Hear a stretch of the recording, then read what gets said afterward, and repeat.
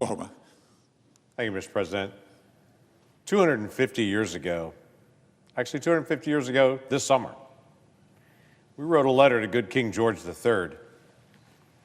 And in that letter, we now call the Declaration of Independence, we complained about foreign intervention into the activities of Americans, the colonists, who wanted the right to be able to actually control our own destiny.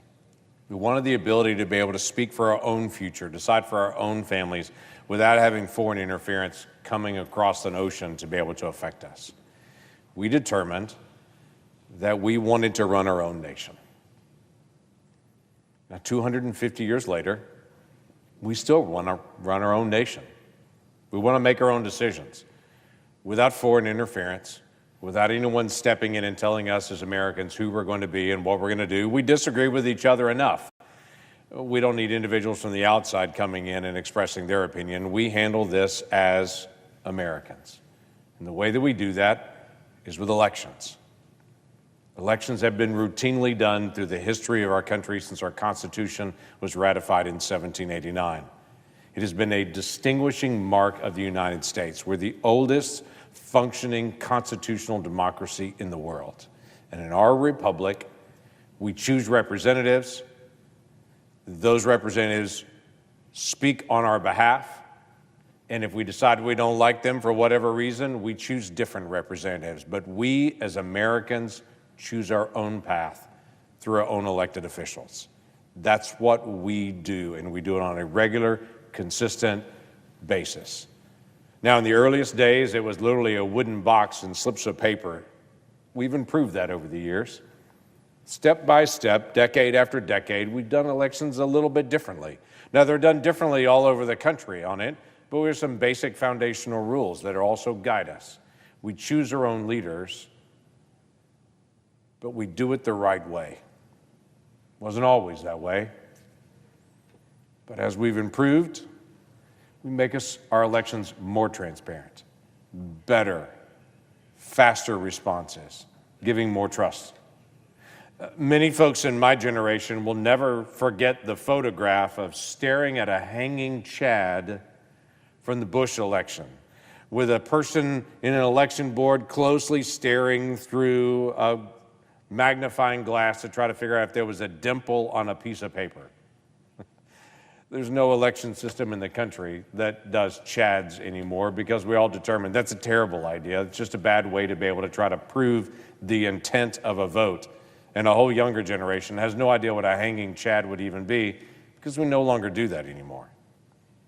We protect the right of all individuals to vote, every American citizen. Because in the middle of the 1960s, we as a nation passed the Voting Rights Act, determining that every person in America has the right to be able to vote, and that would be protected. That if there'd be any jurisdiction in the country that would violate that a federal court could literally step in and to say, no, every single citizen of the country would have a protected right to vote. In fact, if you want me to read it to you, the Voting Rights Act actually begins with this simple statement: all citizens of the United States who are otherwise qualified by law to vote at any election by the people in any state, territory, district, county, city, parish, township, school district, municipality, or other territorial subdivision shall be entitled and allowed to vote. But this simple statement that the Voting Rights Act begins with all citizens. What's interesting is the Voting Rights Act protected the ability of a court to step in and say if some citizen is not being allowed to vote, the courts can step in and mandate that that actually occurs, but it did not set up a way to say, are you a citizen at all? It was just assumed that only citizens would actually be the ones to vote. It's the baseline of the civil rights, that time period in the Voting Rights Act, that our elections would be protected only for citizens, but this is a trust bill in that way, and there is no verify. What we as Republicans have brought out of the House and brought to the floor of the Senate is not a trust bill, it's a trust and verify bill. It takes the next step from the Voting Rights Act of 1965, which mandated that it would only be citizens that would vote. In fact, there was a penalty actually established that if you're a non-citizen, you get up to 5 years in prison if you vote in a federal election. That's a big deal. The challenge is we have no way to be able to track it. That doesn't actually occur at any point. So we want to just be able to bring in most basic thing that all Americans all can agree on, we would hope.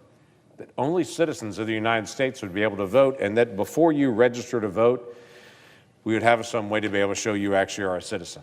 That, as the Voting Rights Act of 1965 said, that all of those American citizens have a protected right to be able to vote, and they can choose to, hopefully they do, or not. That's up to them as an American. So let me walk through this a little bit. The first thing I wanted to be able to say is thank you to the state election board folks and all of the state election officials and the poll workers that work for every election all across the country. We lose track of this at times. It takes almost 750,000 people just to run a federal election. 750,000. Those are poll workers, those are poll watchers, those are state election officials, those are folks that work behind the scenes in every county and parish and city and municipality all across the country. 750,000 people just to be able to pull together an election.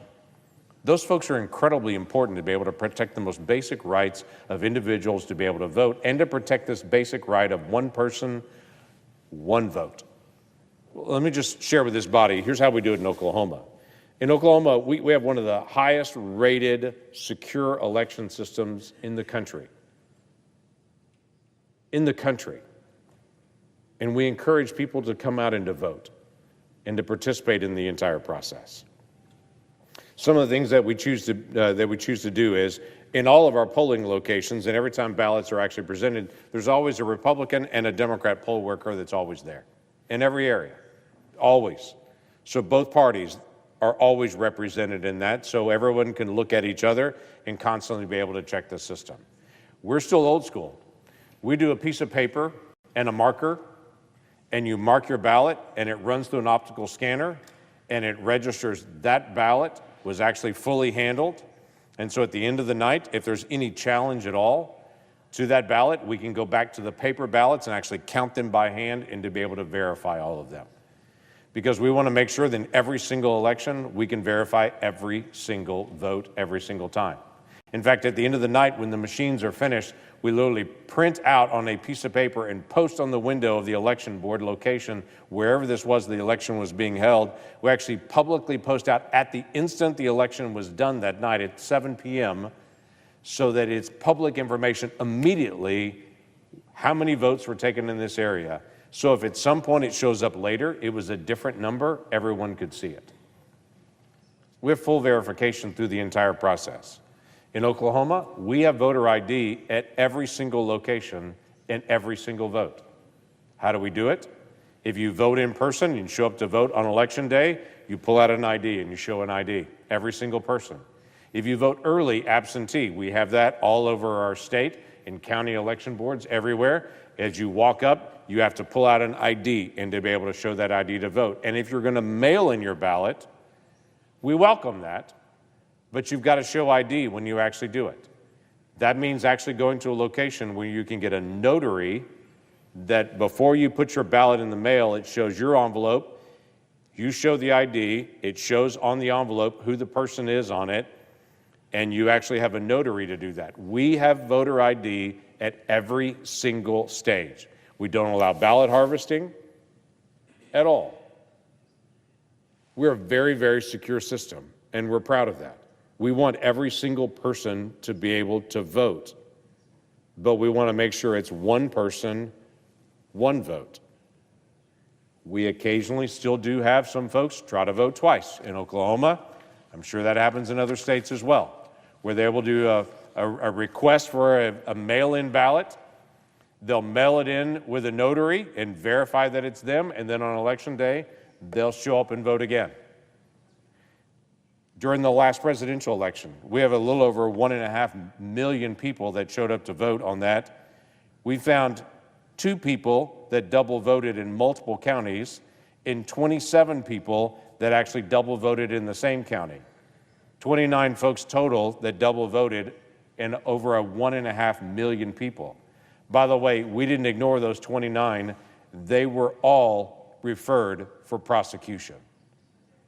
Because according to federal law now, according to federal law, it's up to 5 years in prison if you vote twice. So we refer folks for prosecution to say, we don't allow that. We're careful in how we do the balloting and the voting on this. But we have a voter ID, and we walk through the process to make sure that every person actually has that opportunity to be able to vote. Interestingly enough, in Oklahoma, we asked the question several years ago, how many folks showed up for jury duty, and when they showed up for jury duty, were excused from the jury duty because they went before the judge and said, I'm not a citizen of the United States. This happens all the time, actually, where someone comes in and says, I'm not a citizen of the United States, and so I need to be excused. They're not eligible for a jury if you're not a citizen of the United States. We had about 40 people in Oklahoma that made that claim and said, I'm not a citizen of the United States, but when we checked voter rolls, they were registered to vote. 40 that were excused from jury duty, but were also registered to vote. So in Oklahoma law, you know what we do? Anytime in any county, if someone says, I'm not a citizen of the United States in a jury duty, that now gets turned into a list, and if they're registered to vote, their registration gets purged. Because we're serious about only Oklahoma United States citizens voting in Oklahoma. You know why?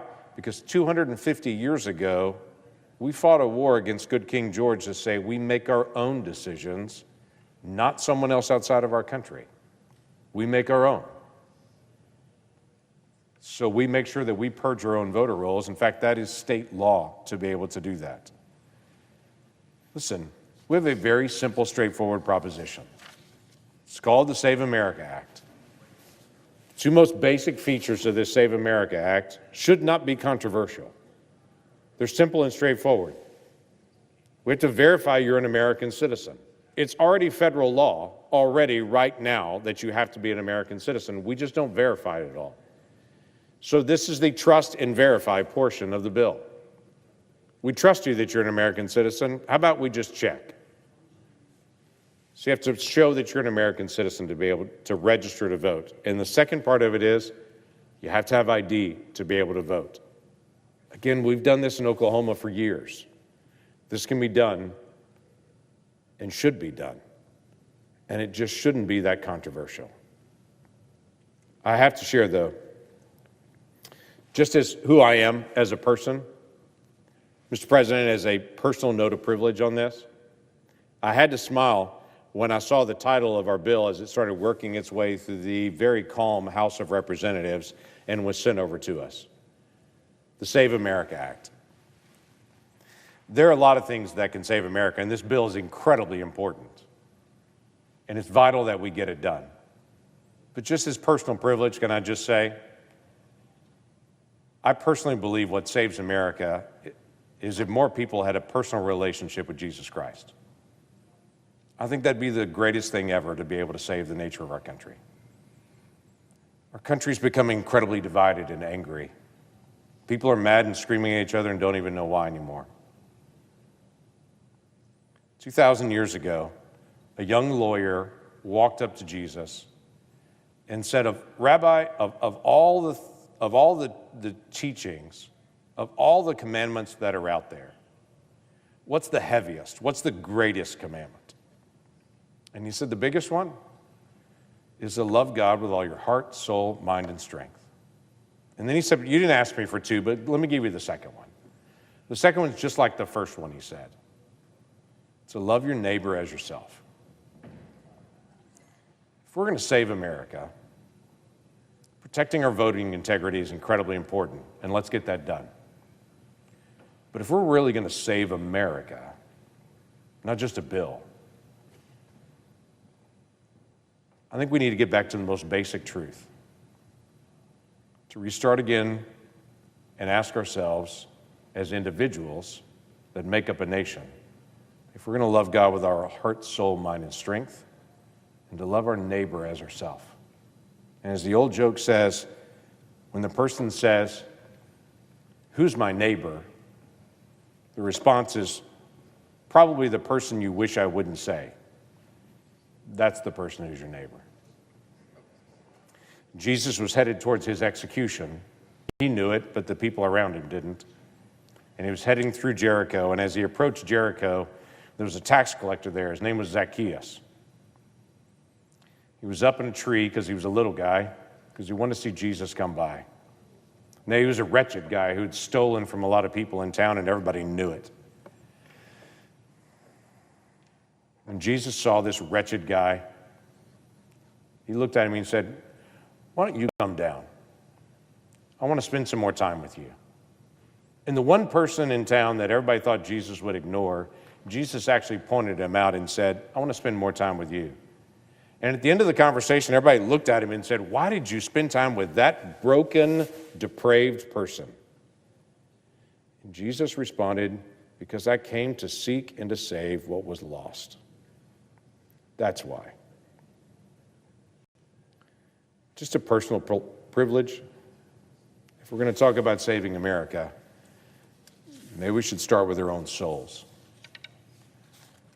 But in the meantime, as we contemplate that as individuals, why don't we just do the most basic thing? Why don't we verify that only American citizens are voting? Because we all know it's happening. I just told you stories from my own state. Why don't we just verify as we go through the polls to increase the trust of all Americans for our election process? I'm looking forward to the debate on the floor this week, and for folks to have the opportunity to be able to talk this through. This is something important that we need to be able to finish, and it's something strongly the American people are supportive of. Mr. President, I yield the floor.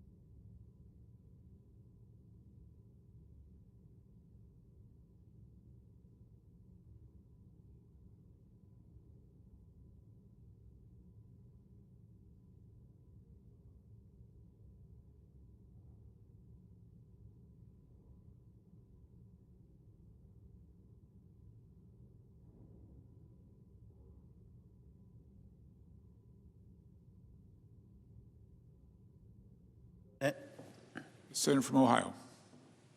Thank you, Mr. President. I come today to request a pause in the political discourse of this chamber.